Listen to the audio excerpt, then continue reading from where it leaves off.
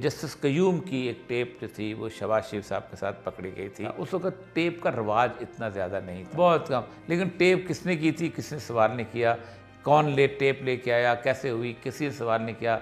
यहाँ तक कि शहबाज शरीफ वज़ीर आज़म बन गए, उसके बाद वज़ीर आला बन गए। उन दो जजों को तो वापस कर दिया गया, लेकिन जिस शख्स ने फ़ोन किया था, जो असल कल्प्रेट था शहबाज शरीफ, उसको कहीं कुछ नहीं कहा गया। जिस जज ने नवाज शरीफ साहब को बाकायदा एज एक कन्विक्टेड मुजरम को बाकायदा रिलैक्सेशन दे के भेजा लाहौर से, और उनको कहा गया कि आप जाएं और जाके इलाज करवाएं। इंटरनेशनल जो प्रिंसिपल है यूनाइटेड नेशन का, वो ये है कि तमाम सहूलतें मिलनी चाहिए एक कैदी को जेल के अंदर। क्रॉमवेल हस्पताल उठा के जेल में लाया जा सकता है, कैदी उठा के क्रॉमवेल हस्पताल नहीं भेजा जा सकता। उन्होंने कैदी उठा के क्रॉमवेल भेजा, और ऐसी जगह भेजा नवाज शरीफ साहब को कि जिस जगह सुप्रीम कोर्ट की या हाई कोर्ट की जुरिस्डिक्शन ही नहीं थी।